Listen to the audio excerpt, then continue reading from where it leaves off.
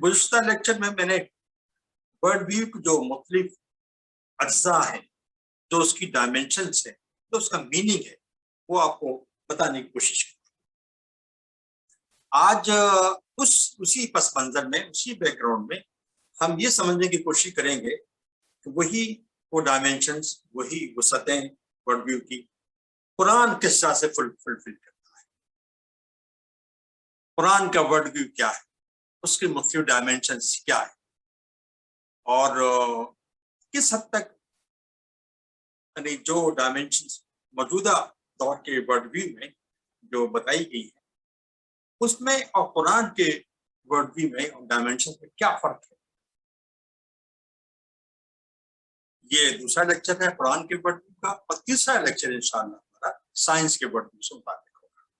तो जैसा कि आपको याद होगा कि मैंने आपको जो मुख्तलिफ नजरियात हैं और जो साइंस के जो वर्ल्ड व्यू को कंस्टिट्यूट करते हैं उनके बारे में कुछ बार बताया था। उसमें थीज़म है, अथीज़म है, पैंथीज़म है, पेनीथीज़म है, डीज़म है, पॉलीथीज़म है और साइंटिफिक है। इन्होंने अपने अपने अलग बहुत सी मुमासलतें रखते हुए वर्ल्ड व्यू इन्होंने कंस्टिट्यूट हुए हैं या कंस्टिट्यूट किए हैं। आज देखते हैं तो कुरान ने किस तरह से वर्ल्ड व्यू कंस्टिट्यूट किया है। मैंने बताया था कुरान ये वर्ल्ड व्यू एक तकरीबन जदीद इस्तिलाह है, और ये अल्फाज इन्हीं माना में आज बहुत सी चीज़ों को समझने की कोशिश की जाती है। चुनाचे अगर हम कुरान से अखज़ करके इन्हीं चीज़ों को इसी पस मंज़र में पेश करें तो समझने में आसानी मौजू की अहमियत। तो देखिए, जो मोटी मोटी बातें हैं कुरान के वर्ल्ड व्यू की, वो मैं आपके सामने पेश करूँ। पहली बात ये है, सबसे पहली बात ये है, कुरान ये कहता है कि इस कायनात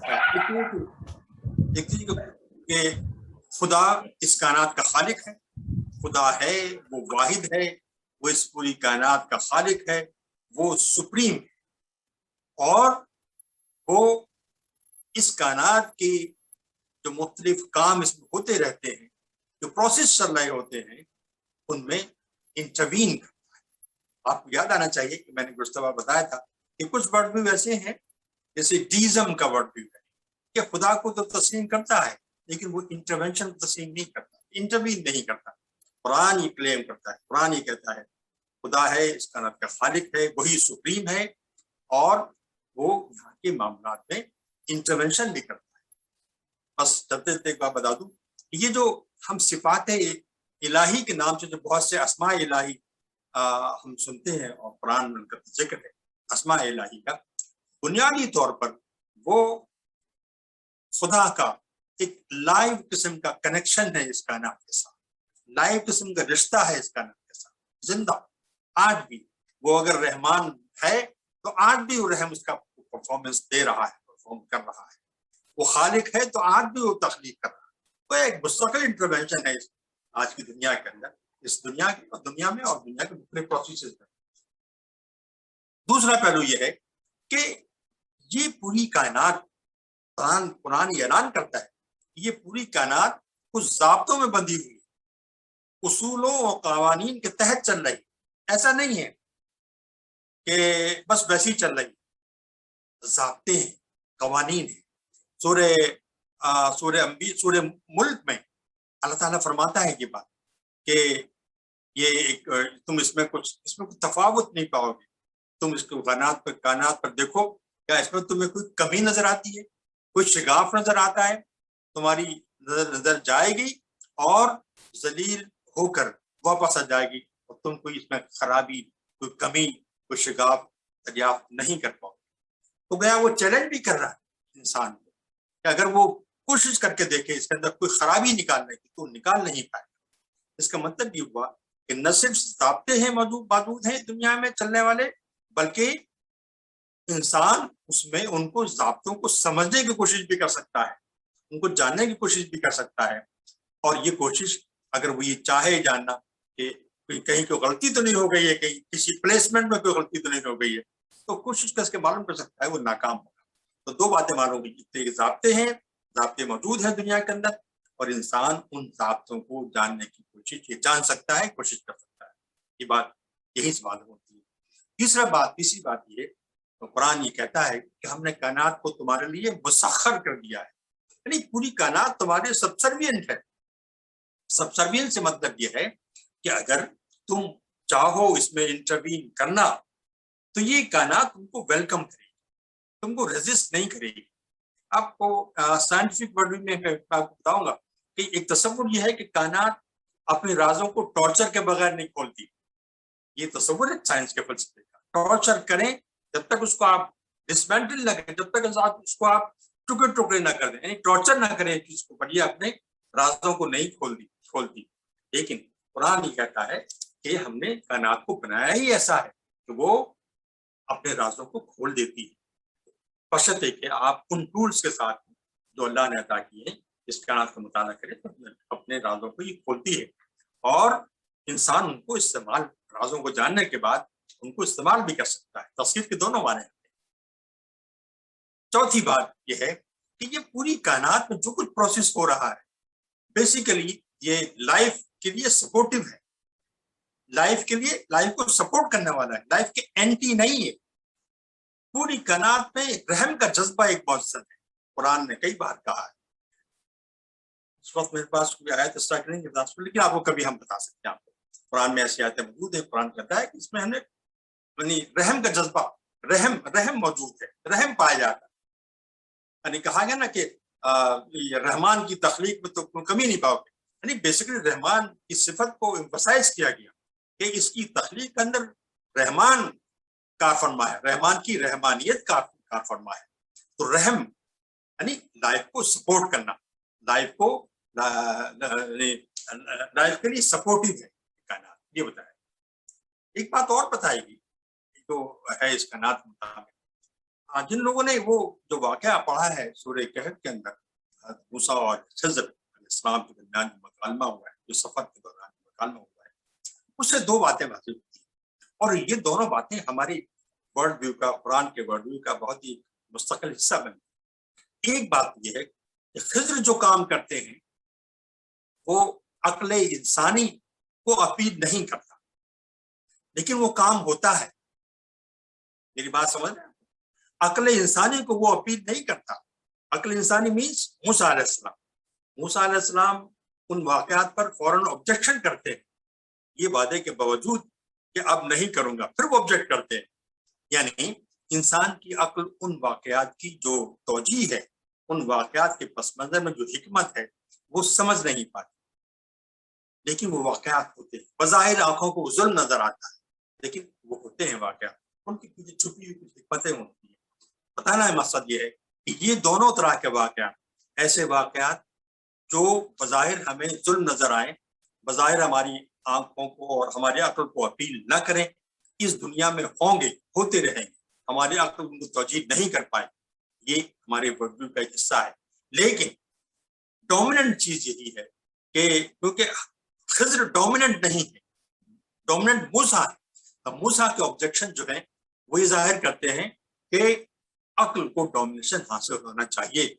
جو جو جو موسیٰ علیہ السلام جس انداز سے سوچ رہے ہیں انسانی عقل کے مطابق، وہ چیز ڈومیننٹ چاہیے. چنانچہ دنیا میں دو طرح کے کام ہوتے ہیں، ایک وہ جن کی توجیہ عقل کر لیتی ہے، ایک وہ جن کی توجیہ عقل نہیں کر پاتی.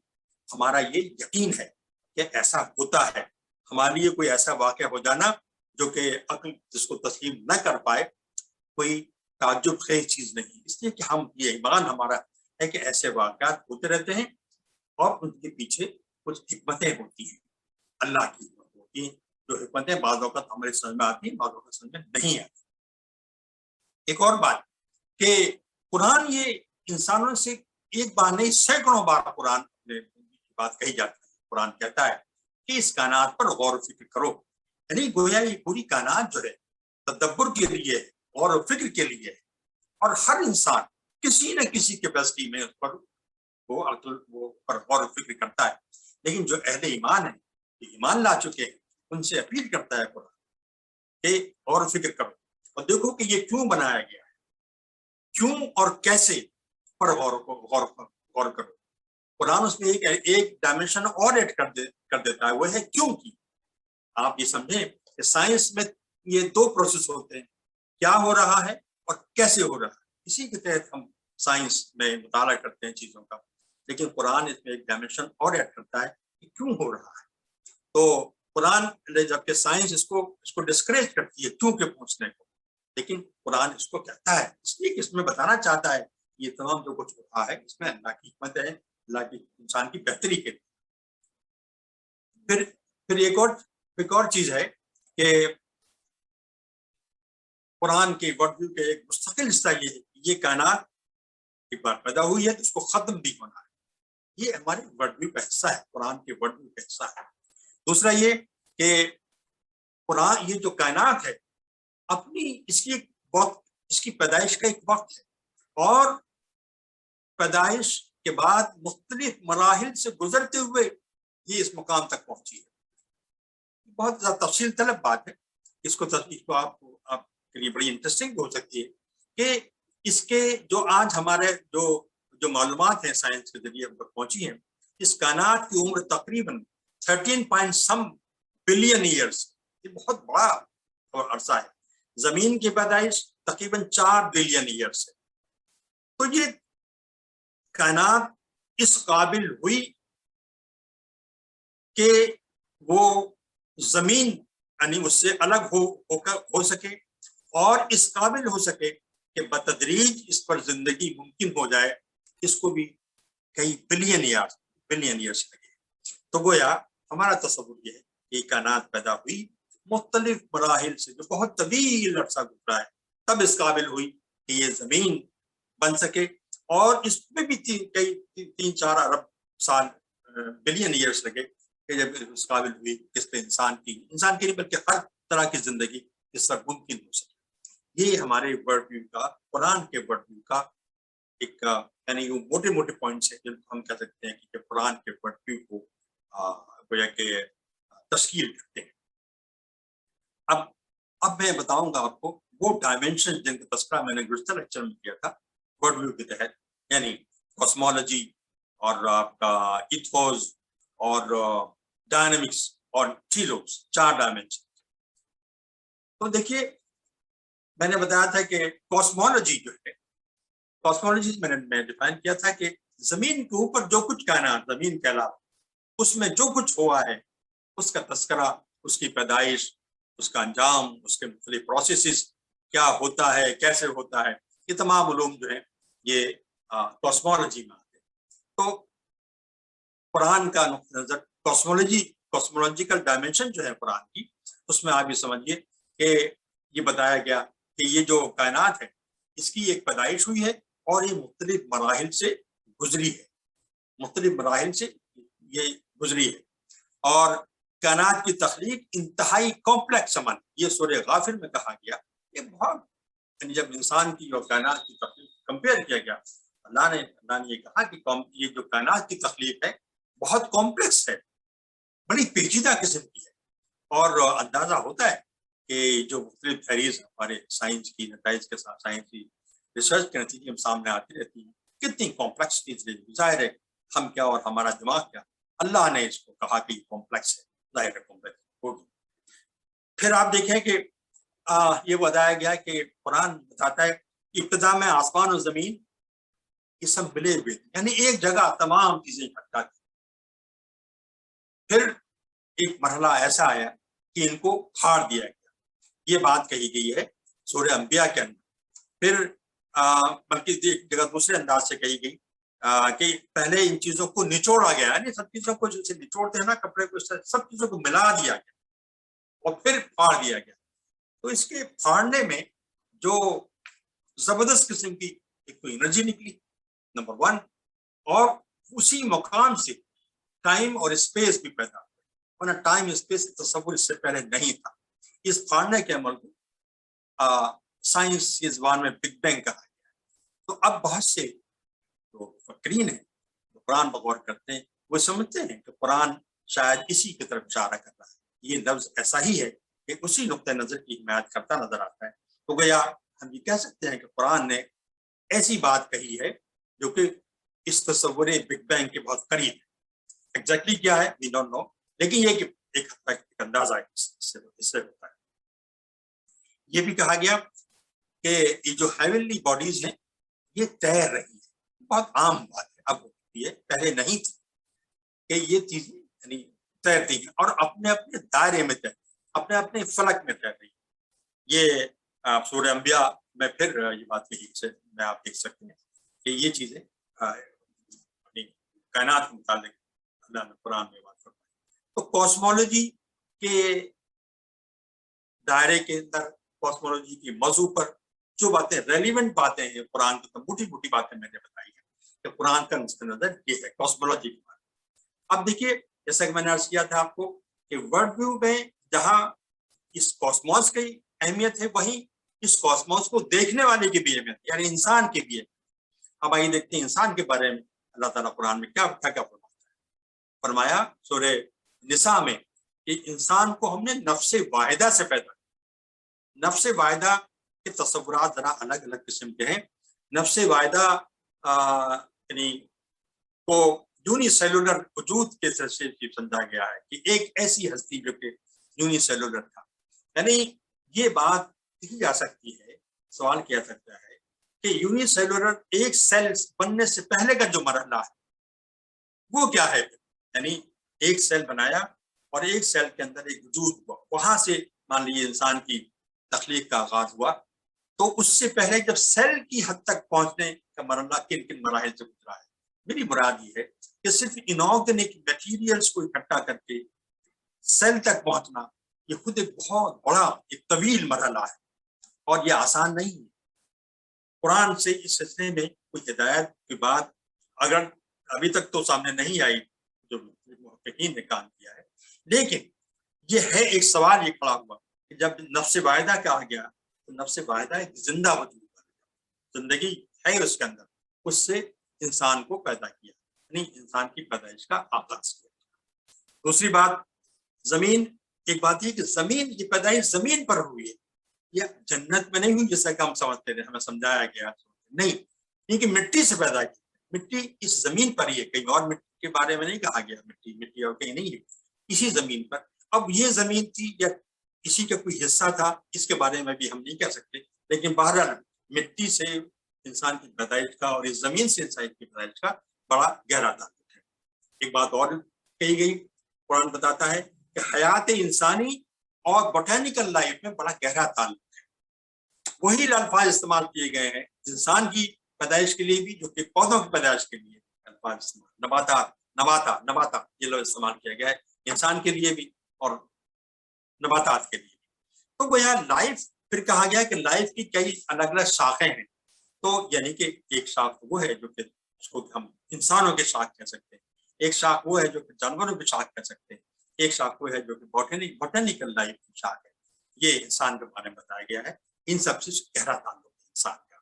پھر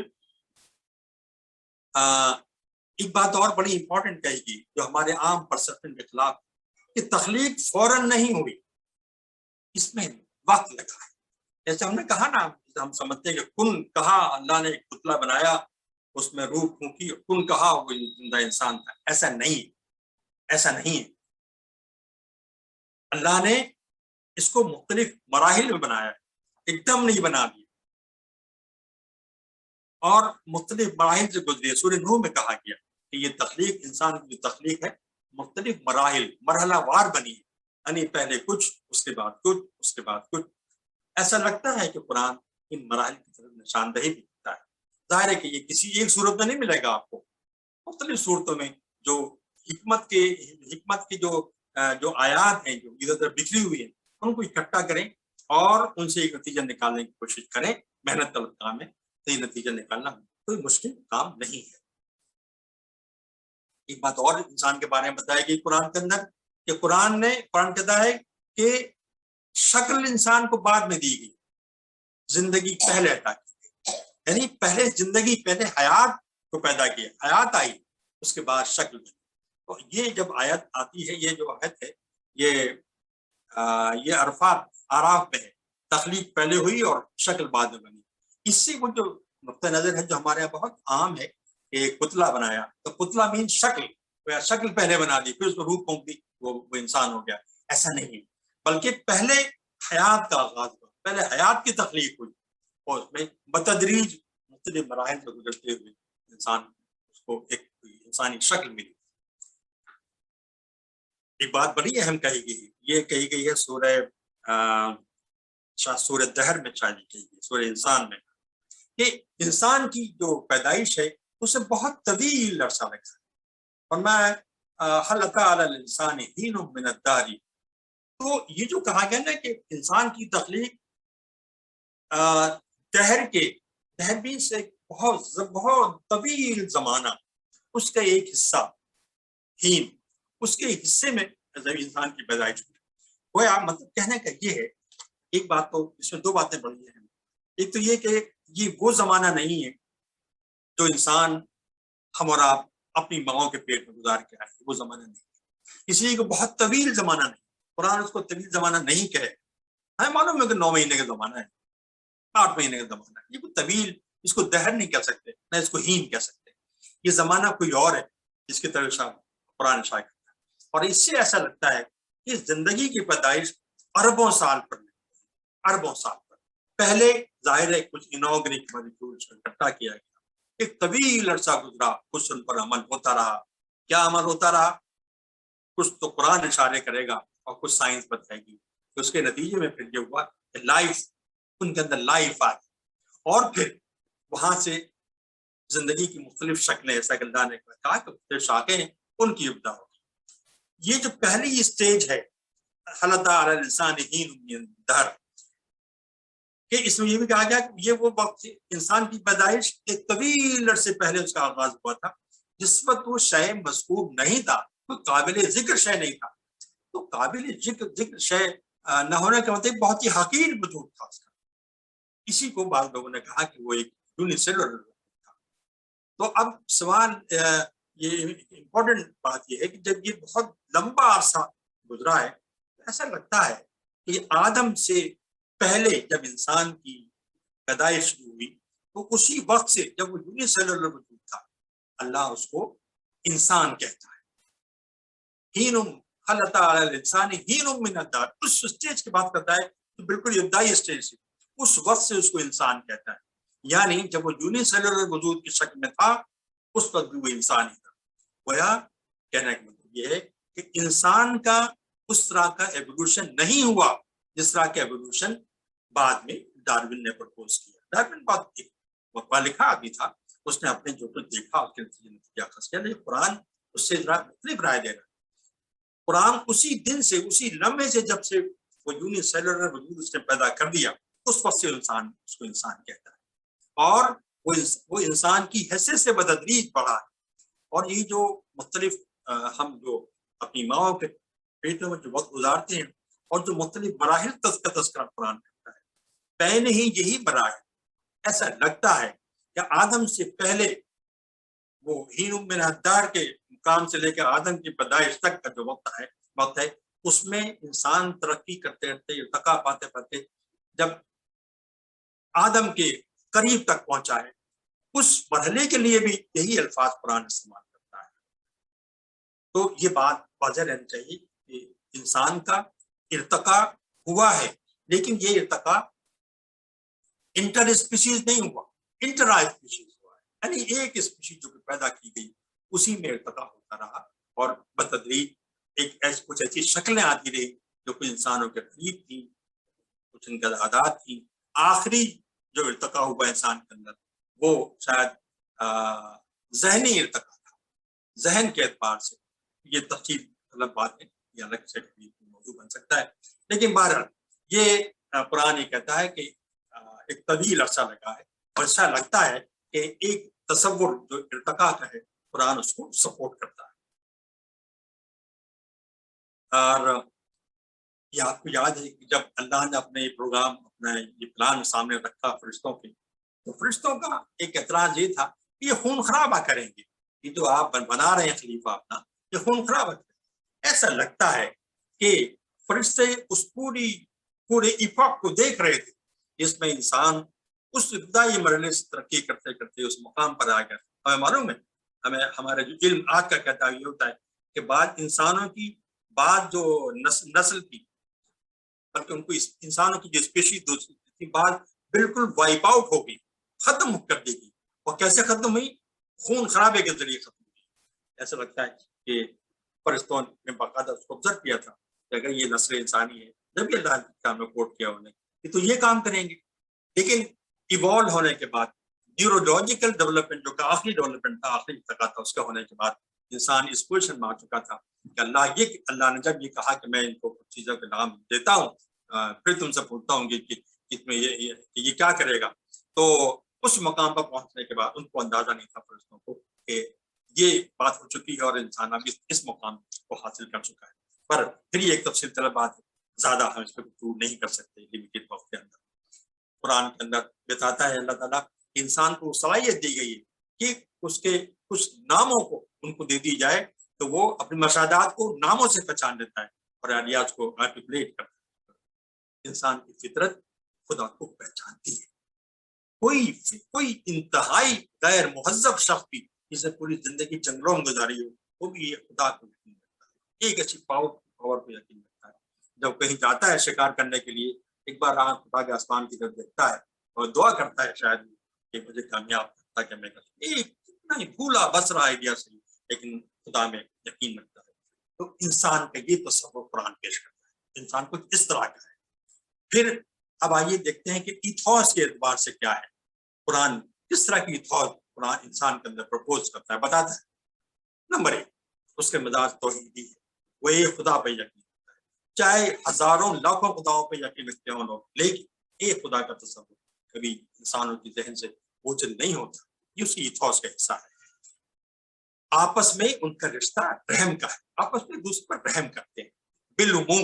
मैं ये नहीं कहता कि जुल्म नहीं होता, लेकिन आपस का जो रिश्ता है उसको वो रहम से इबारत पाता है।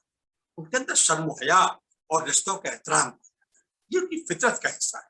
शर्म हया भी उनके अंदर है और एहतराम भी पाया जाता है रिश्तों का आपस में। एक चीज और है, हर कितने छोटा और मीन से मीन इंसान हो, वो इसके कहीं ना कहीं दिल में ये बात आती है कि मैं कोई गलत काम कर रहा हूँ तो कहीं जवाबदेही मुझे करनी है।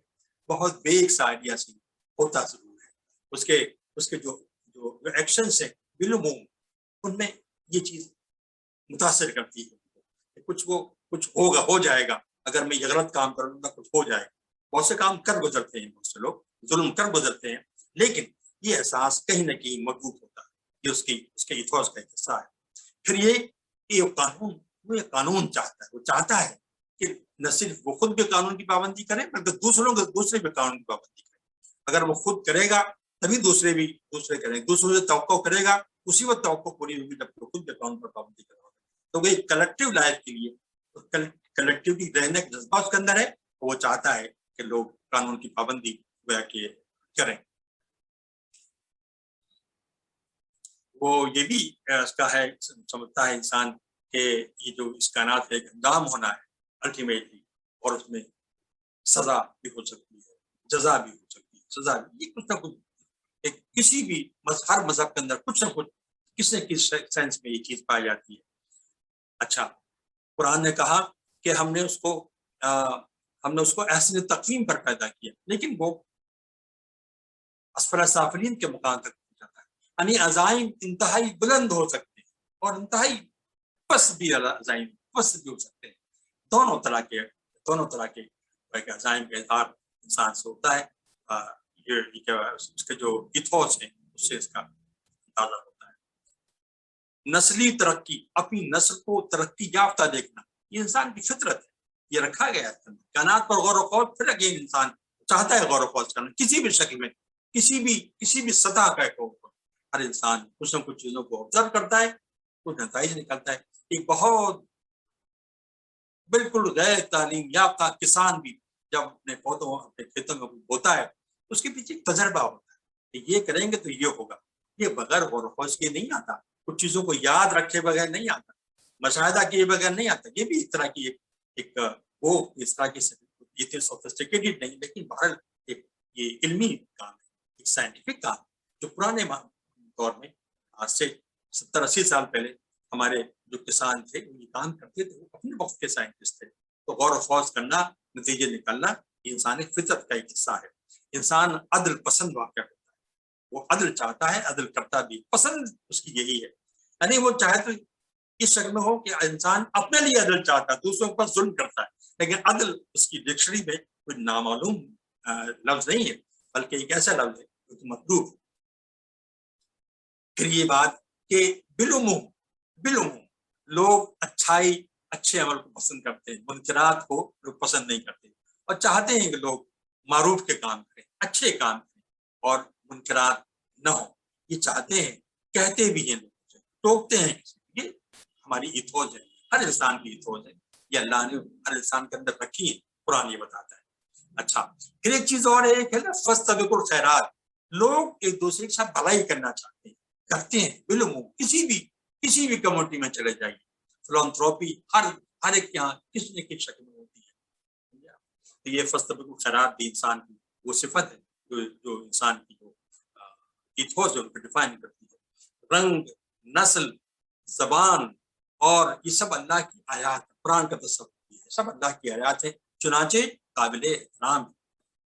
स्याह रंग हो या नस्ल, कोई भी नस्ल हो या कोई मखलूक, किसी तरह की मखलूक या जबान कोई, तमाम चीजें काबिल एहतराम है, हम उनका एहतराम करते हैं और उनको जिंदा रहने का और उनसे अच्छा सलूक का हकदार समझते हैं। अच्छा, एक चीज और भी है, ये हुस्न इंसान की फितरत का एक हिस्सा है। इंसान हुस्न को पसंद करता है, उसकी फितरत का हिस्सा है, वो चाहता है कि चीजें हसीन कर, खूब से खूब तक की जुस्तजू वो करना चाहता है।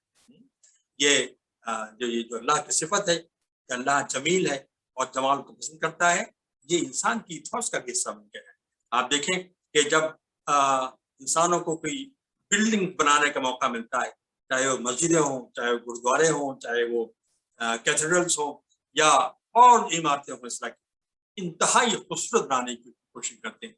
तो दुनिया की जो खूबसूरत तरीन इमारतें हैं इस वक्त तो माजी में बनी, अयाब बनी, उनमें यही इमारतें हैं जिनमें खुदा का नाम लिया जाता है।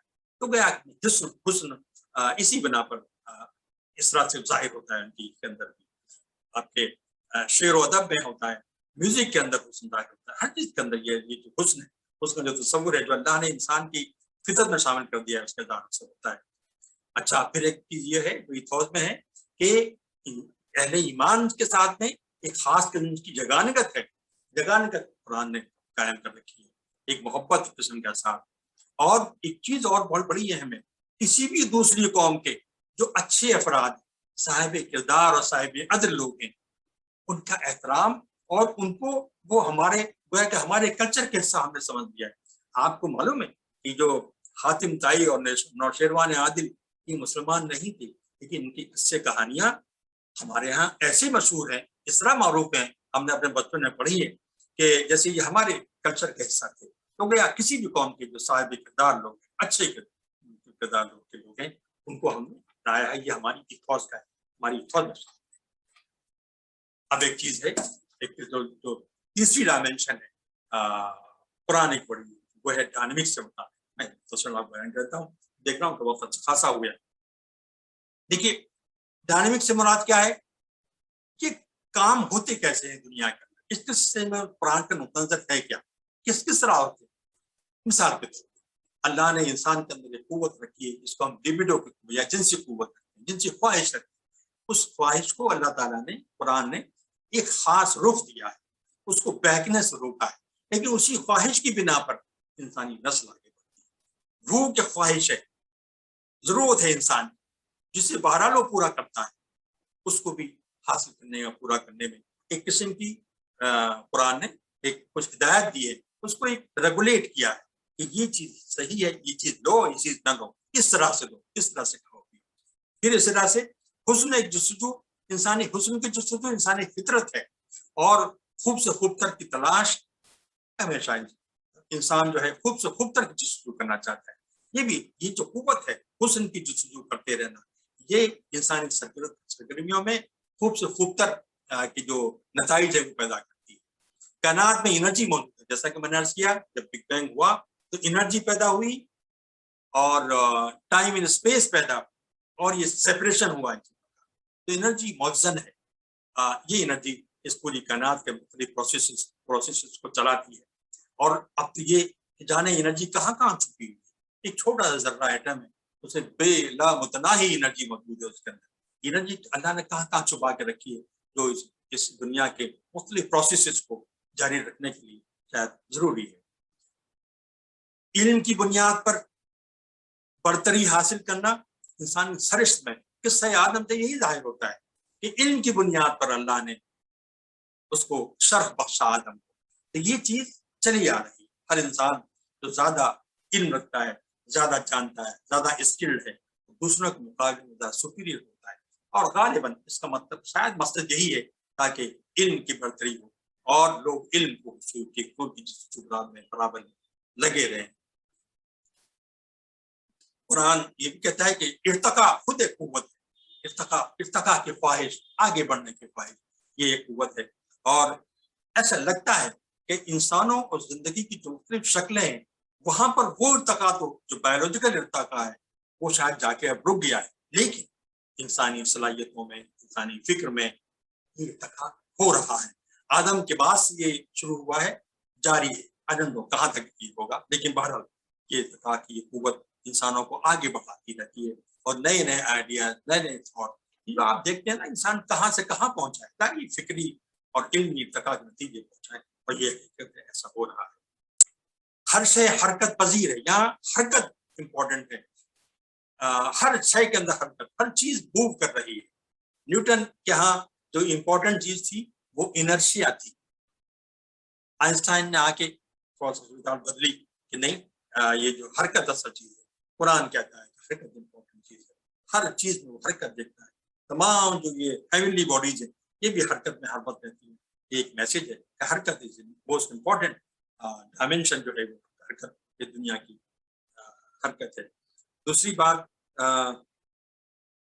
یہ جو انسانوں کے درمیان جو تعلق ہم لوگ قائم کرتے ہیں, یہ بھی ہمارے ڈائنامکس کا ایک حصہ ہے. اس کی بنیاد رحمت اور محبت ہوتی ہے. بالکل ہم دوسرے تعلق قائم کرتے ہیں, کسی کے کام آتے ہیں, کسی کام کے لیے ہم انوائٹ کرتے ہیں, اس میں ایک دوسرے سے جو تعلق جو ہے جو رحمت اور محبت کی بنا پر قائم ہے. That is the basic reason right there. اب آخری نقطہ ہے چیلیوں کا, یعنی نصب العین کا, مقصد کا. یعنی یہ دنیا جو کچھ چل رہی ہے, جو کہ پروسیس اس کے اندر ہو رہے ہیں, یہ کیوں ہو رہے ہیں؟ سائنس اس ڈائمینشن کو ڈسکریج کرتی ہے. وہ کیوں پر نہیں سوچنا چاہتی, وہ کیا اور کیسے پر سوچتی ہے, کیوں پر نہیں سوچتی. تو اس میں ایک سورہ عنکبوت میں فرمایا گیا کہ ہواؤں کا چلنا خوشخبری کا ذریعہ ہے. کشتیاں اسی بنا پر چلتی ہیں تاکہ رزق تلاش کر سکو. یعنی ایک فزیکل عمل ہو رہا ہے, ہوائیں چل رہی ہیں, کشتیاں سمندر پر دوڑ رہی ہیں. یہ کیا اور کیسے کے ڈومین میں آتا ہے. لیکن جب یہ کہا گیا کہ اس کا مقصد یہ ہے تاکہ تم رزق تلاش کر سکو, یہ کیا ہو گیا, یہ نصب العین ہو گیا, مقصد چیلیو ہو گیا. یعنی جو کام ہو رہے ہیں ان کا مقصد کیا, کیوں ہو رہے ہیں, کیوں کا جواب ہے. اس طرح سے فرمایا گیا رحمان کی تخلیق میں رحم موجود ہے جو لائف کو سپورٹ کرتا ہے. یعنی رحم ہے بیسیکلی, اس کو آئیڈینٹیفائی کرنا. تو کوئی مطلب کہنے کا یہ ہے کہ اس دنیا میں جو کچھ ہو رہا ہے اس کے پیچھے رحم کا جذبہ ہے. رحم کی تلاش کرنا یہ سائنس کے ڈومین سے باہر آتا ہے. باہر سائنس کے ڈومین میں چیز شامل نہیں ہے, لیکن رحم بھارت ایک ایسا ہے جو واقع ہے. قرآن کا دعویٰ یہ ہے کہ قرآن کہتا ہے یہ کہ پوری کائنات کے اندر رحم کا جذبہ موجود ہے اور ہمارے تعلقات, ہماری زندگی میں اس کا موقع ہے. یہ 4 بلکہ میں کہوں 5 ڈائمینشن تھی جو کہ جس کا تذکرہ میں نے پچھلی بار کیا. اس طرح سے میں 4 ڈائمینشن پائی تھی, اس میں نے 5 ڈائمینشن کا تذکرہ کیا ہے. اس میں ایک انسان کی ڈائمینشن کو میں نے اس میں ایڈ کیا تاکہ انسان کی پوزیشن واضح ہو سکے. تو قرآن کا کیا ہے, آج میں نے اس گفتگو میں نے قرآن کے ورڈ ویو کو آپ کو سمجھانے کی کوشش کی ہے. سمجھانے کی نہیں بلکہ خود بھی سمجھا ہوں میں, آپ کو بھی سمجھایا ہے کہ یہ ایک قرآن کا نقطہ نظر. آپ دیکھیں گے کہ کچھ مماثلت قرآن جو دوسرے جو تھیزم وغیرہ جو اصول و نظریات مذاہب ہیں ان سے کچھ اس میں مماثلت نظر آتی ہے.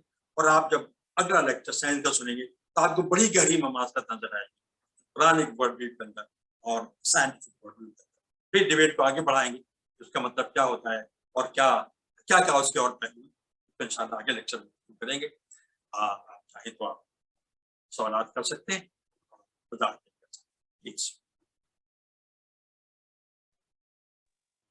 جزاک اللہ محترم, بہت بہت شکریہ. انشاءاللہ شجاع بھی ہمارے کوآرڈینیٹر ہیں, وہ آگے کے سیشن کو کوآرڈینیٹ کریں گے. جی جزاک اللہ عاصم بھائی.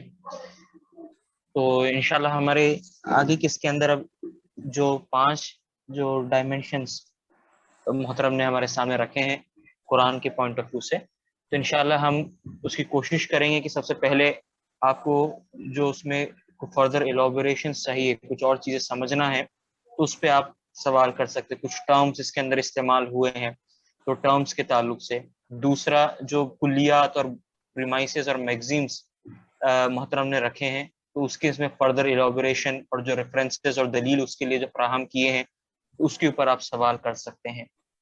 تو میرے خیال سے ایک ایک کر کے ہم اس کو لیں, اور پھر اس کے بعد اگر کچھ چیزیں اس کے اندر فردر کچھ پوائنٹ ایسے آپ کو لگتا ہے کہ جس کے اوپر آپ کرٹیک کرنا چاہتے ہیں تو آپ کریں, لیکن پہلے کوشش ہم یہی کریں کہ چیزوں کو پہلے ہم سمجھ لیں اچھے سے. ٹھیک ہے انشاءاللہ.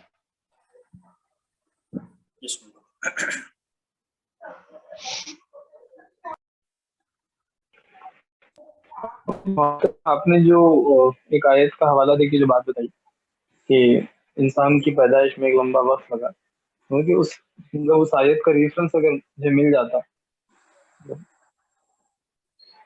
ذرا دوبارہ سے کہیں, میں سمجھ نہیں پایا. مطلب آپ نے ایک آیت کا حوالہ دیا کہ انسان کی پیدائش کو ایک لمبا وقت لگا, تو مطلب کہ کس سورہ میں یہ بات بتائی, آیت نمبر مجھے پتہ. آیت نمبر سورہ انسان ہے شاید, سورہ دہر بھی اس کو کہتے ہیں. تو سورہ دہر کی پہلی آیت ہے. ہاں شاید ایسی ہے. هل أتى على الإنسان حين من الدهر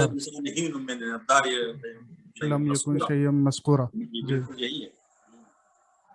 یہ شاید یہ ہے 76 نا, سورہ نمبر 76 ہے, آیت نمبر 1. کئی مشہور آیت ہے.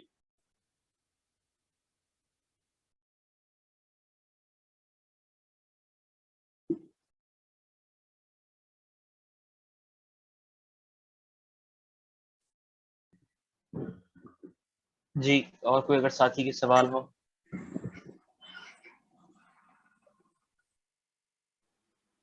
السلام علیکم. وعلیکم السلام. جی میرا سوال یہ تھا کہ آج جس طریقے کی گفتگو آپ نے کی جو سامنے آئی ہمارے, اس میں سائنس اور قرآن کی جو مطابقت ہے وہ بہت زیادہ مطلب ایک دوسرے سے مماثل نظر آئی. تو کیا ہم پر مطلب یہ الزام عائد نہیں ہو سکتا کہ ہم سائنس پر مطلب قرآن کو سائنس پر منطبق کرنے کی کوشش کر رہے ہیں؟ کیا یہ ہو سکتا ہے, مطلب اس کی گنجائش؟ جی, اصل میں مسئلہ یہ ہے کہ ہم جس دور میں بیٹھے ہوئے ہیں تو اس میں اب سائنس جو ہے وہ اتنی عام ہو چکی ہے, اس کی تعلیمات اور جو کچھ اس نے دیا ہے ہم کو, ہم میں سے کوئی نہ کوئی اس سے واقف, کسی نہ کسی شک میں واقف ہوتا ہے. میرا حال بھی یہی ہے, میں تو سائنس کے اسٹوڈنٹ بھی ہوں. تو یہ فطری بات ہے کہ جب ہم اپنی معزز ترین شے کو جب ہم مطالعہ کرتے ہیں تو اس میں جو کنٹمپرری جو حوالے ہوتے ہیں کبھی کبھی در آتے ہیں. اس کا مطلب ہرگز یہ نہیں ہوتا کہ ہم قرآن کی کسی کلیم کو, قرآن کی کسی اسٹیٹمنٹ کو سائنس کے ذریعے سے ثابت کرنے کی کوشش کرتے ہیں. یہ الزام بہت ہی یہ صحیح نہیں ہے, نہیں آنا چاہیے. اور میری گفتگو میں تو آ نہیں سکتا ہے, اس لیے میں تو اس کا سب حل. لیکن مماثلت اگر کہیں مل جائے, اگر نظر آئے آپ کو, تو لوگ اس سے ڈسپیوٹ تو کر سکتے ہیں کہ نہیں مماثلت نہیں ہے, یہ کچھ اور ہے. لیکن اگر کوئی اسی کا خیال ہے کہ مماثلت ہے تو اپنی مماثلت کا اظہار کر سکتا ہے. اس حد تک. جزاک اللہ. جی السلام علیکم. السلام علیکم. ہاں جی مجھے یہ عرض کرنا ہے کہ یہ سائنس کے متعلق بھی جو گفتگو شروع ہے اور پچھلے اس میں بھی آئی تھی, تو سائنس کا جو پورا پیراڈائم ہے اور وہ جس طریقے سے مطلب حاوی ہے, تو اسی کو مطلب اس کو چیلنج کرتے ہوئے اس کے بالمقابل کوئی فریم ورک پراپر بنا ہے کیا اسلامک مطلب جو ہے سوچ کو ہم کہیں گے یا پیراڈائم کو کہیں گے سائنس کے مقابلے مطلب سائنس جو چیزیں کلیم کرتا ہے جو چیزیں سوالات کھڑے کرتا ہے تو اس کو لے کر کوئی پراپر فریم ورک بنا ہے کیا؟ دیکھیے یہ ایک تو یہ کہ سائنس جو ہے وہ قرآن کے مقابلے پہ نہیں ہے. یہ اصل میں ہمارے ہم اصل میں وجہ یہ ہے کہ سائنس جن لوگوں کے ذریعے کی جا رہی ہے وہ قرآن کے لوگ نہیں ہیں اور اتفاق سے اس کیمپ میں شامل ہیں جو کہ قرآن کا مخالف ہے, اسلام کا مخالف کیمپ. ہم ان کو سمجھتے ہیں کہ اسلام کا مخالف کیمپ, ضرور نہیں چاہے وہ بھی ہو. اس بنا پر پرسپشن یہ بن جاتا ہے کہ سائنس کی طرف سے جو کچھ آ رہا ہے وہ قرآن مخالف ہوگا یا اسلام مخالف ہوگا. اور یہ فطری ہے, ایسا ہوتا ہے ایسا, کیونکہ ویسے بھی جو قرآن کے جن کے ہاتھ میں, جن لوگوں کے ہاتھ میں قرآن ہے وہ اس وقت ڈومینیٹ نہیں کرتے, وہ غالب نہیں, کمزور ہے, بلکہ یہ کہوں کہ فکری طور پر غلامی کی زندگی گزار رہے, یہ بھی غلط نہیں ہوگا. اور دوسرے جو لوگ سائنس جن کے ہاتھ میں ہے وہ دنیا کو کنٹرول کر رہے ہیں, وہ دنیا کی باؤنڈری سے باہر نکل کے چاند اور مریخ تک پہنچنے کی کوشش کر رہے ہیں. ظاہر ہے کہ ان کا اثر تو ہوگا. تو یہ ہماری چیز ہے, ہونا ہمارے پاس چاہیے تھا, نہیں ہمارے پاس بھی ہونا چاہیے تھا, لیکن بہرحال نہیں. کوئی پیراڈائم ابھی بنا تو نہیں ہے جسے ہم یہ کہہ سکیں, اور بنانے کی ضرورت جب پیش آئے گی جب ہم ہی سمجھیں گے کہ قرآن کے سائنس کے ذریعے سے بعض مسائل کھڑے ہو رہے ہیں, کچھ ظلم ہو رہا ہے نا, کچھ ناانصافیوں میں اضافہ ہو گیا ہے, کچھ بڑے نقصانات ہو رہے ہیں. جب وہ نقصانات سامنے آئیں گے تب ہم یہ کوشش کریں کہ ایک پیراڈائم ایسا بنے جس میں سائنس تو باقی رہے لیکن یہ نقصانات بھی نہ ہو. اس سلسلے میں کوششیں جاری ہیں اور ان کوششیں کس رخ پر ہو رہی ہیں ہم انشاءاللہ اتوار کے جو پروگرام ہے, اگلے اتوار میں جو پروگرام ہوگا اس میں اس کی وضاحت کریں گے انشاءاللہ.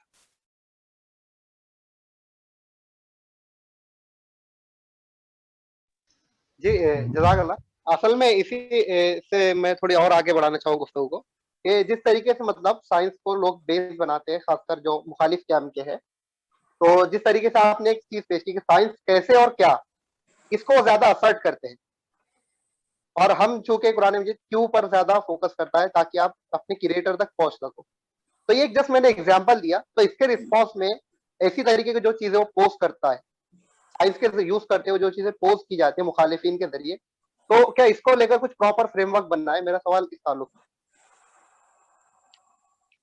میرے خیال سے دیکھیے معذرت, اصل میں کپل بھائی یہ آنے والا جو سیشن ہے تیسرا ہمارا خاص طور سے اس پہ بہت زیادہ ڈومیننٹ جو سائنٹزم ہے اس کے اوپر فریم ورک کے اوپر اور اس کے اوپر اچھی خاصی گفتگو رہیں گی.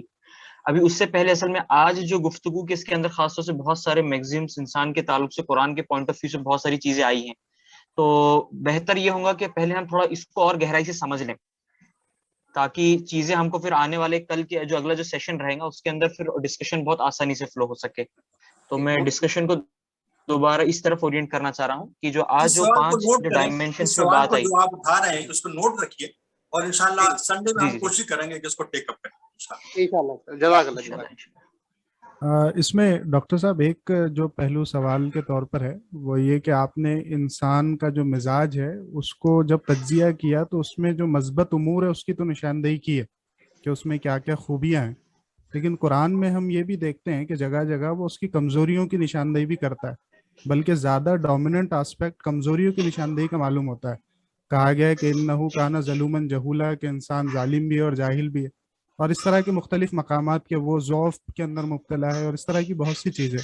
تو خاص طور پر جب ہم اس بحث کو آگے بڑھائیں گے تو ان چیزوں کو کس حیثیت سے دیکھیں گے؟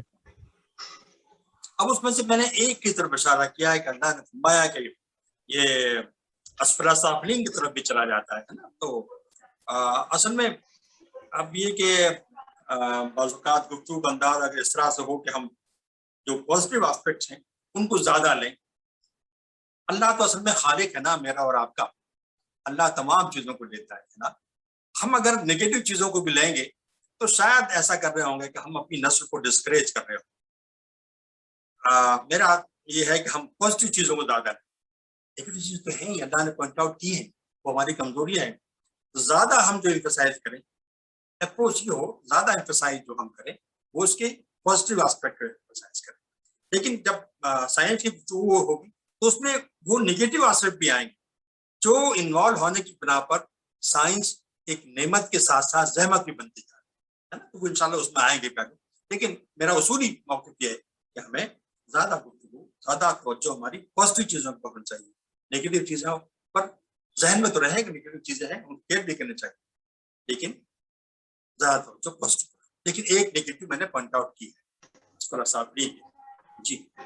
لیکن اس میں محترم ایک مسئلہ ہم کو یہ نظر آتا ہے کہ بعض جو مسائل پیدا ہوتے ہیں وہ انسان کی انہی کمزوری کی وجہ سے ہوتے ہیں. یعنی وہ پورا جو کمپلیٹ جو پورا مقصد زندگی ہے اس کو انہی کمزوریوں کی وجہ سے وہ متاثر کر دیتا ہے اور الٹ دیتا ہے. تو بار بار یعنی جب بھی یہ کہا کہ ہم نے اس کو آسمان سے کہا کہ وہ اس کی امانت اٹھائے, پہاڑوں سے کہا, اور پھر اس کے بعد کنکلوڈ کیا کہ انسان نے اس کو اٹھا لیا, تو وہاں فوراً بتایا کہ اس کے ڈگمگانے کا ریزن کیا ہوگا. تو وہ بتایا کہ وہ ظالم ہے اور جاہل ہے, تو وہ اس امانت کے ساتھ بددیانتی ان دو وجوہات سے کر سکتا ہے. جی اچھا صحیح ہے. اب اس میں تو بات یہ ہے کہ وہ جو جس کی طرف آپ اشارہ کر رہے ہیں تو اس میں تو انسان کی کیپیبلٹی کا اظہار کیا ہے. انسان بہت پرجوش واقع ہوا ہے, اللہ کی امانتوں کو اٹھانے کے لیے انسان بہت پرجوش واقع ہوا ہے. اس نے جوش میں آ کے وہ امانت اٹھا لی. لیکن اس میں یہ پہلو بھی تھے جس طرح آپ اشارہ کر رہے ہیں, حدیث میں بھی اشارہ کیا گیا, یہ پہلو بھی تھے. چنانچہ جب انسان نے ترقی کرنی شروع کی تو اس میں یہ پہلو بھی در آئے اور اس کے نتیجے میں وہ آسپیکٹ ظاہر ہوئے جن کی طرف آپ اشارہ کرنا چاہتے ہیں, کہہ رہے ہیں. لیکن وہ آسپیکٹ بھی ظاہر ہوئے جو کہ پازیٹیو آسپیکٹ تھے. انسان کا اس دنیا کی حدوں سے باہر نکل کے چاند تک پہنچنا, چاند سے آگے چل کے مریخ پر جانا, یہ اس کی صلاحیتوں کا اعتراف کرنا چاہیے. لیکن اس زمین کی زندگی کو ٹھیک نہ کر پائے, کتنی عجیب غریب بات ہے نا. تو یہ اصل میں بات یہ ہے کہ وہ کمزوریاں ہیں اسی بنا پر تو وہ امبیلنس پیدا ہوا ہے. ان کمزوریوں پر ہم ڈسکس کریں گے تو وہ سائنس کے تو ان کمزوریوں پر ڈسکس ہوگا, میں نے جیسے بتایا. تو آپ کو اور پھر یہ کہ ڈائریکٹ ہمارا ایک محدود موضوع ہے, اس پہ تمام چیزوں کو پر ہم محیط نہیں کر سکتے. البتہ اصولاً یہ بات صحیح ہے کہ انسان کے اندر کمزوریاں ہیں. قرآن نے ان کا اشارہ کیا ہے, لیکن وہ مزاج نہیں ہے انسان کا. کمزوریاں مزاج نہیں ہوا کرتی. مزاج تو وہی ہے جو میں نے بتایا, پازیٹیو چیزیں. کمزوریاں ہوتی ہیں. جی محترم, یہ ڈائمینشنز کو جس کو آپ نے مینشن کیے ہیں 5 قرآنک پوائنٹ آف ویو سے, تو اس کے اندر اصل میں ایک خاص یہ تھا کہ میٹا فزیکل جو ڈائمینشن ہے توحید, رسالت اور آخرت کا, تو وہ قرآنک اور اسلامک ورلڈ ویو کے اس کے اندر بہت ڈومیننٹ نظر آتا ہے. لیکن آپ کا اس کو خاص طور سے مینشن نہیں کرنے کی کوئی خاص وجہ رہی؟ میٹا فزیکل جو ورلڈ ویو کے اندر جو میٹا فزیکل کمپوننٹ ہوتا ہے تو اس کو ایڈریس نہیں کرنے کی؟ نہیں, دیکھیے اصل میں بات یہ ہے کہ ہم اس ورڈ ویو کی بات کر رہے ہیں, انسان اس ورڈ کی بات کر رہے ہیں جو انسانوں کی نظروں میں آتی ہے, سامنے نظر آتی ہے نا. اور تو جو آدمی کی آنکھوں کو دکھ رہا ہے, کیونکہ we are dealing with life, ہم زندگی سے بحث کر رہے ہیں, تو ان چیزوں کو لے رہے ہیں جو کہ انسانوں کی آنکھوں کے سامنے ہے, نظر آتی. میٹا فزیکل جو چیزیں ہوتی ہیں وہ آدمی کو نظر نہیں آتی, ٹھیک ہے نا. اب مثال کے طور پر میں اس گفتگو میں یہ کہہ سکتا تھا کہ قرآن یہ عقائد پیش کرتا ہے. ان عقائد کا مینیفیسٹیشن, ان کے اظہار بیسیکلی فزیکل ورلڈ میں ہوتا ہے تو وہ میٹا فزیکل, لیکن فزیکل ورلڈ میں ہوتا ہے. تو ہمیں جب تک ہم فزیکل ورلڈ کے اس مینیفیسٹیشن کا تذکرہ نہیں کریں گے, اس وقت تک اس میٹا فزیکل ٹروتھ اور ریئلٹی کا اندازہ ہمیں نہیں ہو پاتا. چنانچہ وی شوڈ بگن. اب جب قرآن توحید کی بات کرتا ہے نا, توحید ایک آپ کے میٹا فزیکل چیز ہے. میرا خیال ہے کہ میٹا فزیکل تھی, آج میٹا فزیکل نہیں رہی. اس کا جو مینیفیسٹیشن ہے دنیا کے اندر وہ انٹر کنیکشن کی شکل میں ہوا ہے. یعنی کیونکہ یہ پوری کائنات ایک خالق کی تخلیق ہے, اس کی تمام چیزوں میں گہرا تعلق ہے, ہم مستقی پائی جاتی ہے. ایک چیز کی نہ خرابی پیدا ہوتی ہے, دوسری چیز اور بھی خراب ہونے لگتی ہے کہ ہم نے فزیکلی دیکھا ہے، اس کو فزیکلی دیکھ رہے ہیں اس کو ہم، خاص طور سے یہ جو موسم، یہ آپ کے جو ماحولیات کے جو مسائل دیکھ رہے ہیں، میں تذکرہ کروں گا انشاءاللہ ان کا. تو فزیکل چیزیں اس وقت ہی ریلیونٹ ہوتی ہیں جبکہ وہ فزیکل اثرات مرتب کرنے ہوتی ہیں. اگر اس کے فزیکل اثرات نہیں ہیں تو میٹا فزیکل چیز بہت اہمیت نہیں. کیا ڈاکٹر صاحب ہم تو یہ یہ کہہ جو سکتے آپ ہیں؟ نے ایسپیکٹ جس کی طرف آپ نے بتایا کہ توحید، جی ایک منٹ یہ جی چیز سجاو. پوائنٹ کی طرف کہ جو توحید کی طرف آپ نے بات کرے ہیں کہ جس کا فزیکل ریلیونس دکھ رہا ہے، تو یہ چیز، ہاں جی، تو یہ چیز کیا ہم یہ چار پانچ میں سے یہ پوائنٹ کہاں پہ، یہ کمپوننٹ کہاں پہ ایڈ ہوگا کہ ان کے لیے ہم میٹا فزیکل کی فلسفی میں خود ایزمز ہے، یہ میٹا فزیکل کا ہی اس کا ریلیونس بہت زیادہ ہے. جی ہاں دیکھیے، آپ اس کو، یہ جو آپ کا کاسمولوجی ہے، خاص ایتھوس میں اس کا ریلیونس ہوتا ہے.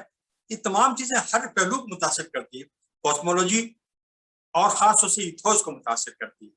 انسان کی جو ایتھوس ہوتی ہے وہ ان میں میٹا فزیکل جو یقین کا جو میٹا فزیکل پہلو ہے وہ ان کو متاثر کرتا ہے، اسے متاثر کیا مزاج کو، انسان کے مسلمانوں کے مزاج. ڈاکٹر سوال صاحب اس شاید میں یہی ہے نا؟ نہیں، میرا سوال اصل میں یہی تھا کہ یہ جو کمپوننٹ جو آپ نے بتائے تو اس کے اندر کہیں نہ کہیں ایسا لگ رہا ہے کہ میٹا فزیکل جو کمپوننٹ ہے، جو فلسفی میں بھی جو ڈسکشن میں آتا ہے، تو انسان کی عقل سے آپ توحید اور آخرت تک کے اور دوسری جو جتنی بھی گفتگو جو میٹا فزیکل میں ہو رہی ہے، تو وہ یہ سب ڈائمینشنز کے ساتھ ساتھ وہ بھی ایک ایسا لگتا ہے کہ جو ڈائمینشن ہے وہ بھی اس کے اندر انکلوڈ ہونا چاہیے کیونکہ بہت انٹر ریلیٹڈ ہے وہ، اور ان سبھی میں نہیں آئے گا. مطلب وہ گفتگو میں نے جو آپ کو ایکسپلین کیا ہے نا ان چیزوں کو، وہ یہ کہہ کے نہیں کیا کہ یہ عقیدہ ہے، یہ کیا ہے یہ عقیدے کے اثرات ہیں، اور عقیدے کا نام میں نے نہیں دیا ہے نا. اب جب میں کہتا ہوں کہ کائنات ختم ہونے والی ہے، جزا و سزا ہے، یہ ہمارا عقیدہ ہے، میٹا فزیکل چیز ہے، لیکن اس کے اثرات جب انسانی مزاج پہ پڑتے ہیں ان کا تذکرہ میں نے کیا ہے. ظاہر تمام پہلوؤں کو ہم نہیں لے سکتے کہ خاص موضوع پر گفتگو کرتے ہوئے، لیکن انڈائریکٹلی میں نے اس کا تذکرہ اس طرح سے کیا ہے. میں نے کہا نا کہ جزا و سزا ہے اس کائنات کے اندر، اس کو انسان کے مزاج کو متاثر کرتی ہے. This reflects that.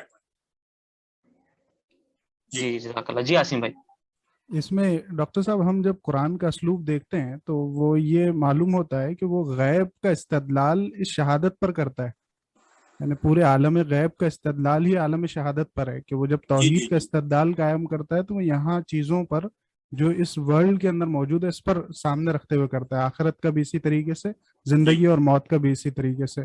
تو معلوم ہوتا ہے کہ یہ تو بہت انٹر کنیکٹڈ ہو جاتا ہے، یعنی وہ غیب کو بنیادی طور پر ثابت ہی کرتا ہے اس ورلڈ جو ہم کو نظر آ رہی ہے اس پر.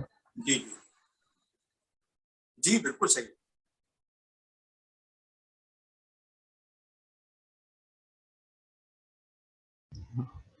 السلام علیکم. جی سب سے پہلے تو بہت بہت شکریہ آپ کا، اتنا اچھا آپ نے لیکچر دیا، وہ بھی ایک اسکرین کو گھورتے ہوئے. ہم تو آپ کو دیکھ پا رہے ہیں، آپ تو نہیں. تو میرا سوال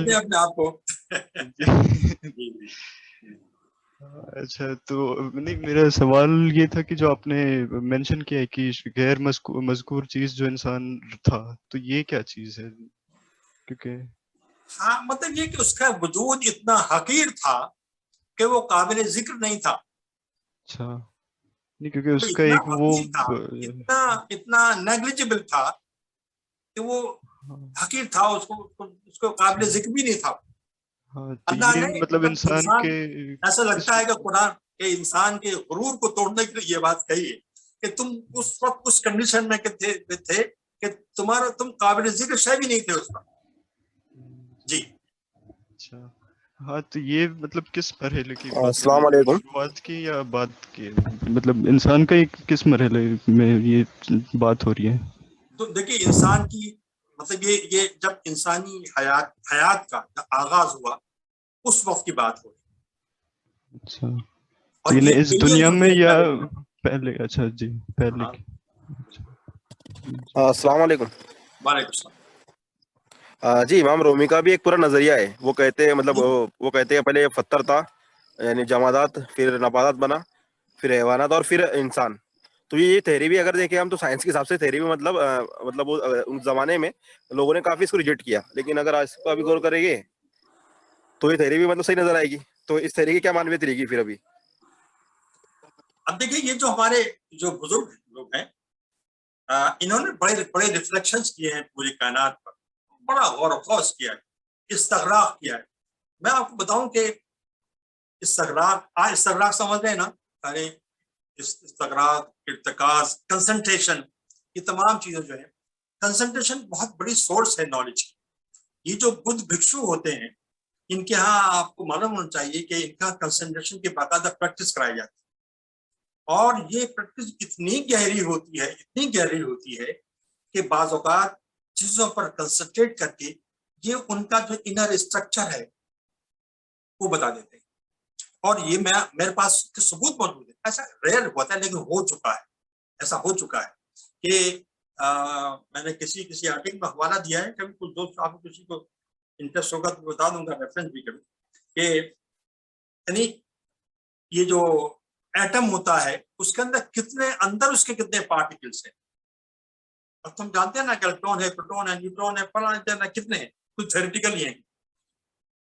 تو اس شخص نے، ایک بدھ بھکشو نے کنسنٹریٹ کیا، ظاہر ہے کنسنٹریٹ بہت دیر تک کیا ہوگا، and he could visualize how many particles are there within an atom, inside an atom. تو کنسنٹریشن کی پاور بڑی زبردست ہے. ابھی جو ہمارے ہاں جتنے اس طرح کے لوگ ہیں جن کو ہم صوفی بھی کہہ سکتے ہیں، آپ کے جو ہمارے خود شاہ ولی اللہ رحمۃ اللہ علیہ، یا رومی کا نام لیا آپ نے، یا اور لوگ ہیں،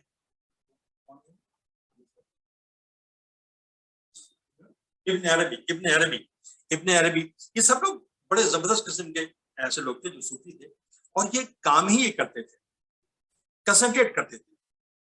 اب اس کنسنٹریشن کے نتیجے بہت سی باتیں ان کو معلوم ہوتی تھی، ان کو یہ کوریلیٹ کرتے تھے.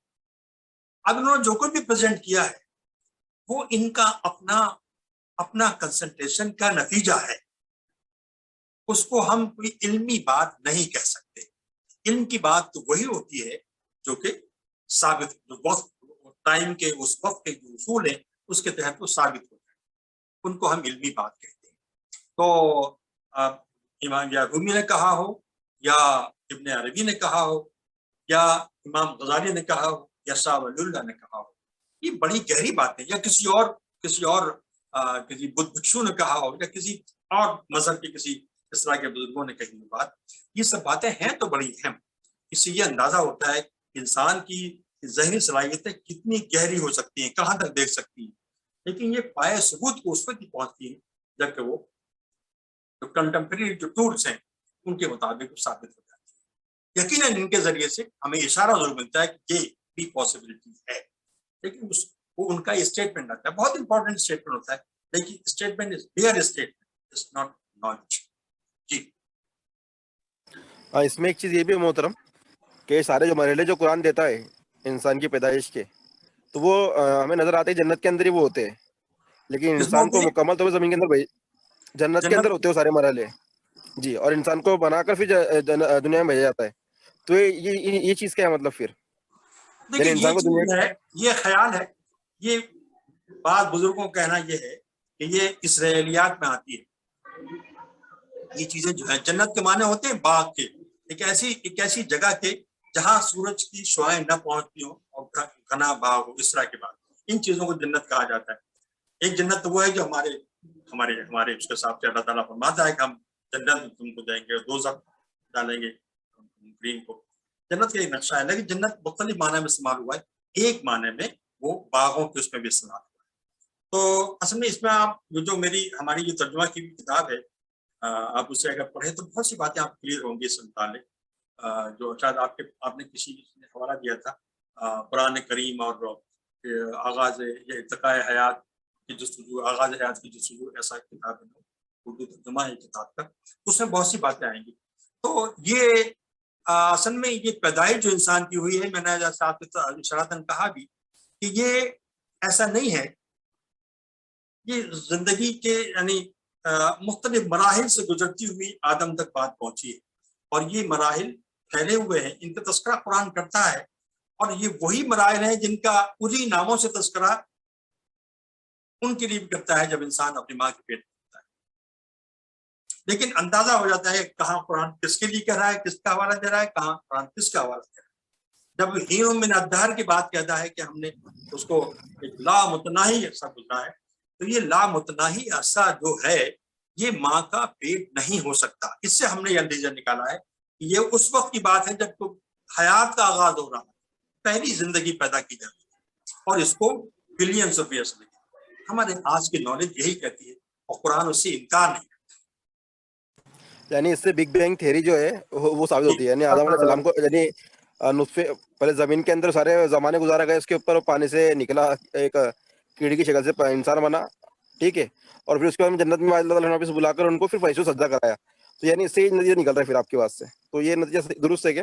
آپ اسے نہیں کہ میں ابھی کوئی بات اس پورشن میں نہیں ہوں کہنے کی، ورنہ کہنی چاہیے کہ فلاں چیز درست ہے اور فلاں چیز غلط ہے۔ یہ ایک نالج ایک مستقل پروسیس ہے، نالج ایک مستقل پروسیس ہے جو کہ گرو کر رہا ہے۔ اس وقت بظاہر ایسا لگتا ہے کہ یہ بات صحیح ہے، بگ بینگ تھیوری بظاہر ہی لگتا ہے کہ قرآن اس کو سپورٹ کرتا ہے، لیکن ممکن ہے کل ہماری بگ بینگ تھیوری کے بارے میں ہماری معلومات کچھ اور ہو جائے۔ قرآن تو ایسا ہی لگتا ہے کہ یہ جو نبی کریم یعنی اس زمین سے آسمانوں تک کا جو راستہ ہے جس کو کہ رسول اللہ صلی اللہ علیہ وسلم نے کور کیا معراج کے اندر، اس کی طرف اشارہ کرتا ہے، اور سائنس کچھ باتیں کہتی ہے۔ تو لیکن موضوع بالکل الگ ہے، ہم اس کو دیکھ رہے ہیں کہ بڑے انٹرسٹنگ چیزیں ہیں۔ آپ کسی نتیجے پر مت پہنچیے، صرف غور و خوض کا فکر شروع کیجیے، اور وہ کتاب پڑھیے that will help you a lot، جو جس کا میں نے ابھی حوالہ دیا آپ کو، تو اور اوریجن کے نام سے ہے وہ، اور ایک اردو مترجمہ قرآن کریم میں ارتقاء حیات کی جستجو، حیات کی جستجو، جی ایگزیکٹلی، جی یہ جو اسے آپ پڑھیں تو بہت سے جمشید اختر صاحب کی۔ جی میرا ایک سوال یہ تھا ڈاکٹر صاحب، جیسا کہ موضوع ایک ہے قرآن کا تصور کائنات اور انسان، تو آپ کے پریزنٹیشن میں زیادہ تر جو بات ہے وہ انسان کی انسان کے مزاج سے، نہیں آ رہی ہے۔ جی ابھی آ رہی کیا؟ ہاں آپ جو کہہ رہے ہیں صحیح آ رہی ہے، جی بتائیے دوبارہ سے۔ جی میں یہ بول رہا تھا کہ آپ کے پریزنٹیشن میں زیادہ تر جو بات آئی وہ بنیادی طور پہ انسان کے مزاج اور اس کے پازیٹیوز اور اس کے پیدائش سے متعلق آئی ہے۔ تو جیسا کہ موضوع ہے کہ قرآن کا تصور کائنات اور انسان، تو میرا سوال یہ ہے کہ اس کائنات کی حقیقت کو سمجھنے کے لیے کیا انسانی وجود کی حقیقت کو سمجھنا ضروری ہے، یا کائنات کو غور و خوض کے ذریعے سے ہم انسانی وجود کی حقیقت تک پہنچ سکتے ہیں؟ دونوں میں مقدم کون سی چیز ہے؟ دیکھیے، قرآن نے ایک جگہ یہ کہا کہ جب وہ مقابلہ کرتا ہے انسان کی پیدائش میں اور کائنات کی پیدائش میں، تو کہہ رہا ہے کہ کائنات کی پیدائش بہت کمپلیکس تھی as compare to human being, ایک بات۔ دوسری یہ کہ اس کائنات میں جو مقدم وجود ہے، جو موسٹ امپورٹنٹ وجود ہے، جو اس قابل ہے کہ اللہ اس پر متوجہ ہو، اس کو اپنی وحی کرے، وہ تو انسان ہے۔ اس لیے کہ انسان ہی اس دنیا کو سمجھتا ہے، انسان ہی اس دنیا کو ایکسپلور کر رہا ہے، تو human being is obviously more important. اور یہ ہیومن بینگ ہی ہے جو کہ اس کائنات پر غور کر رہا ہے اور مختلف قسم کے نتائج نکالتا ہے، اور اس نتیجے پر پہنچا ہے کہ بگ بینگ ہوا تھا۔ تو یہ human being is more important, no doubt about. اسی لیے جب اللہ نے انسان پر توجہ دی تو اللہ نے انسان کو بہتر بنانے کی اسکیم پیش نظر رکھی فرام دا ڈے ون۔ لیکن ساتھ ساتھ وہ جو آدم کو جو اشیاء کے نام بتانا ہے، اس کا مقصد بھی یہی تھا کہ اس دنیا کو بھی ایکسپلور کرنا ہے، اس دنیا کو خوبصورت بنانا ہے، اور اس میں ظاہر ہے کہ اللہ نے جو کچھ دنیا کے ساتھ کیا تھا اس کو سمجھنے کی کوشش بھی کرنا انسان کی صلاحیتوں کا ایک حصہ ہے، وہ کرے گا، اور اللہ تعالیٰ اس کو ڈسکریج نہیں کرتا۔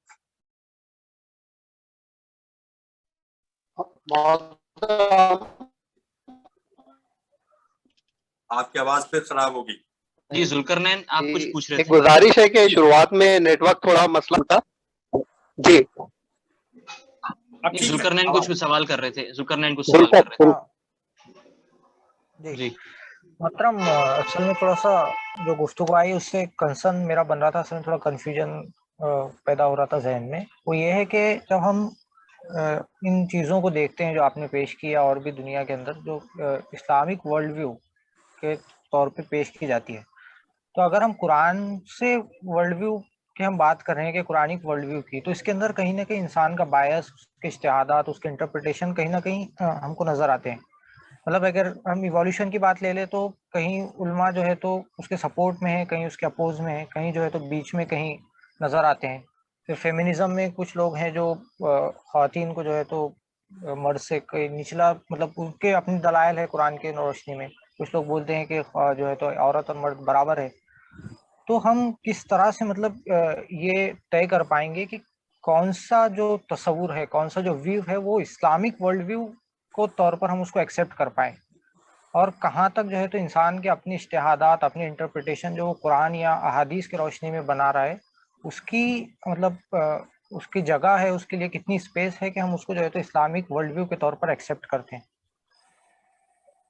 آپ یہ سوال تو بہت انٹرسٹنگ ہے. اصل میں یہ جو کمی محسوس ہوتی ہے جیسے لوگوں کو، آپ بھی شامل ہیں، میں بھی اس میں شامل ہوں، یہ ایک انہیرنٹ کمی ہے جو ہمیشہ سے اور ہمیشہ رہے گی جب تک انسان دنیا میں قائم. بالکل واضح باتیں قرآن نے کچھ کہی ہیں جن میں کوئی دو رائے نہیں ہے، لیکن باقی جو ایریاز ہیں وہ اس نے چھوڑ دیے ہیں غور و فکر کے لیے، اسپیکولیشن کے لیے. انسان اس سے اسپیکولیٹ کرے گا، غور و فکر کرے گا، کسی نتیجے پر پہنچے گا. جب غور و فکر کی اسپیس مل گئی آپ کو تو پھر اختلاف کی رائے اسپیس سے مل گئی. میں ایک چیز کو کسی انداز سے سمجھوں گا، آپ اس کو کسی اور انداز سے سمجھیں. اسی لیے آپ دیکھتے ہیں کہ اسلام کی جو اور ڈائمینشنز ہیں، مثلاً فقہ ہے، فقہ میں سینکڑوں فقہی آراء پائی جاتی ہیں، اور اس وقت جو نون ہے وہ 4 ہیں. چاروں میں بہت سی باتیں ایک دوسرے سے مختلف ہیں. تو یہ جو ایریا ہے اللہ نے جان بوجھ کر اس کو اوپن رکھا ہے تاکہ انسان کا ذہن ایکٹیو رہے، اور وقت اور حالات، زمین، زمان اور مکان کے پس منظر میں انسان اپنی ضروریات کے تحت چیزوں کو انٹرپریٹ کرے، اور اپنے وقت میں وہ سب کی سب اسلامی ہی کہہ رہے ہیں. میری بات سمجھے آپ؟ سب اسلامی کہنا ہے، اس لیے کہ ہمارا اسلام یوں کہلائیں گے، اس لیے کہ ہمارا ماخذ جو ہے وہ قرآن کریم ہے. قرآن سے ہمیں اخذ کرنا ہے، اور قرآن سے اخذ کرنے میں ایک چیز میں اخذ کر سکتا ہوں، دوسری سے آپ اخذ کر سکتے ہیں، لیکن ہمارا ماخذ ایک ہے.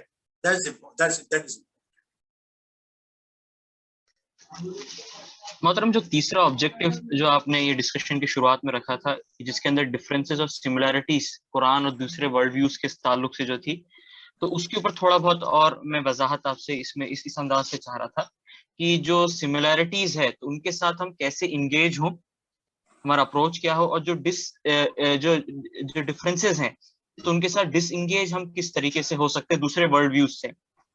اور اس کے اندر چاہے وہ مسلمانوں نے پریزنٹ کیے ہو یا پھر نان مسلمس نے پریزنٹ کیے ہو، تو یہ چیز کو سامنے رکھتے ہوئے تھوڑی سی وہ کریں کہ اپروچ کس طریقے سے ہو سکتا ہے.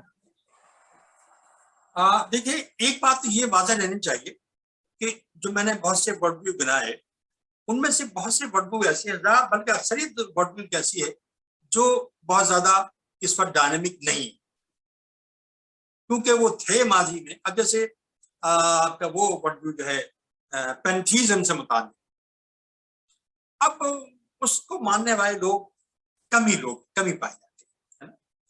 زیادہ جو ڈومیننٹ پوائنٹ آف جو ورڈ ویو ہے وہ اس پر سائنٹیفک ورڈ ویو ہے، سائنس کا ورڈ ویو ہے، زیادہ تر لوگ اسی کو تسلیم کرتے ہیں. لیکن اگر آپ ویسے تو ہمارے یہاں کرٹیسزم ہوا ہے، یہ ہمارا تذکرہ ہوتا ہے کہ دوسرے لوگ جو ہے وہ جانوروں کو پوجتے ہیں، اور آپ آج بھی ایسے لوگ مل جائیں گے پہاڑوں کو پوجتے ہیں، بڑے بڑے دریا کو پوجتے ہیں، لیکن اب وہ زمانہ علم میں اضافے کے ساتھ آہستہ کم ہو رہا ہے. میں نے جو تذکرہ کیا ہے جیسے ایک ہسٹوریکل نریٹو کے طور پہ کہ یہ جو آئیڈیاز رہے ہیں اور انہوں نے لوگوں کے ورڈ ویو کو متاثر کیا ہے. جو قرآن کے جو قریب ترین ہے، مجھے لگتا ہے کہ وہ साइंटिफिक जो वर्ड व्यू है वो होगा, इसको हम आइंदा पेश करेंगे इंशाल्लाह। लेकिन जैसे डीज़म है, डीज़म भी, ये थीज़म भी, उसमें थीज़म का मतलब वही है जिसमें कुरान के अल्लाह इसमें सुप्रीम है, God is supreme, God is creator and he can intervene. ये तीन मोटे मोटे चार चीजें हैं, जब तीनों चीजें हमारे यहाँ हमारे वर्ड व्यू में शामिल है, कुरान के वर्ड व्यू में शामिल है। तो ऐसे लोग जो कुरान को नहीं मानते लेकिन इन चीजों को मानते हैं, तो ये उसको अपना कोई थीस्टिक वर्ड व्यू कुछ सब कुरान पाई जाती है।